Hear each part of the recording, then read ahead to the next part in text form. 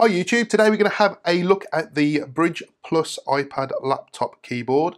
This is a keyboard which connects via Bluetooth to your iPad, and you can also clip your iPad into the keyboard so it acts pretty much as a laptop. Some information there and some statements from some well-known sources that have already reviewed this. And on the back we just got some more additional information. Made out of the same anodized aluminium as the Apple iPad. It's a Bluetooth QWERTY keyboard with island style keys similar to a MacBook Pro. The hinge securely holds the iPad even upside down and rotates at any angle up to 180 degrees, plus it's designed to be potentially compatible with future versions of the iPad. Compatible iPad's international language toggle switch. It's rechargeable, extra large lithium ion battery, can last for months before recharging.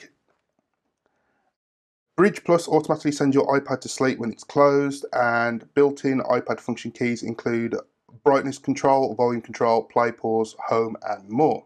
And this product, just like Apple, is designed in California and made in China. So let's open it up and have a look.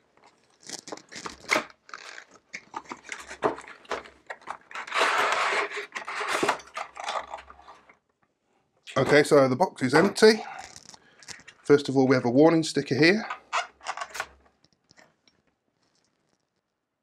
Please note, the current rubber shims placed on the hinges of the Brydge are designed specifically for the iPad 2 only and may not hold the iPad 3rd or 4th generation securely. Okay. Let's take the keyboard out of the packet for the moment and have a look what's in the bottom. Okay, so we've got a quick start guide, which basically tells you how to change the different shims in the hinge to hold different models of iPad and pair it up with Bluetooth. We have a packet with the different shims in for the hinge.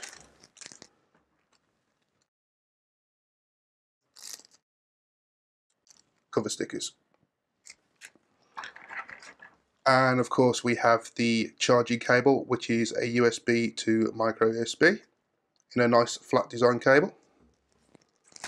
Okay, so what I'll do is I'll slot the iPad into the keyboard and come back and show it how it pairs and works. Okay, so here we are with the Brydge keyboard. What I'll do is drop a iPad 2nd gen into the top, like so. Push down with just a little bit of pressure, just to squeeze it into the rubber grips. And when we turn the screen on, you can see that the hinge doesn't interfere with any of the picture. That's why there's these little cutouts here. So what we need to do now is turn the Brydge keyboard on with the switch on the side. Then go into the iPad. Okay, so by default the Brydge keyboard isn't discoverable, and to do that we need to do Control K. As soon as we do that, it appears. We'll click on it. It's asking us to put a passcode in, 7609, and press enter. There we go, and that's connected. So there you go, that is pretty much it. What I'll do now is I'll just close the screen and show you around the product itself. Okay, so as we can see, it does fold up nice and neatly, like a little laptop. On the side here, we can see the power switch and also the mini USB connector where we can charge this up.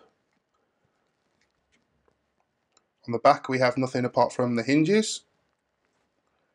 And the other side is blank too.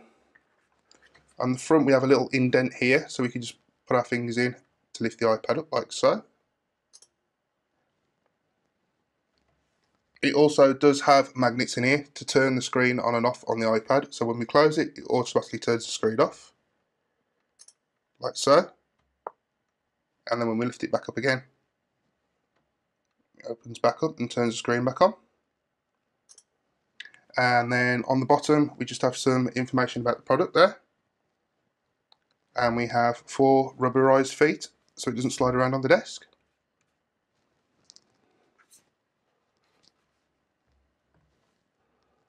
Okay folks, so that is pretty much it. That is the Brydge wireless keyboard for the iPad 2nd, 3rd and 4th generation. Let's say a big thank you to Brydge for sending this product out for review.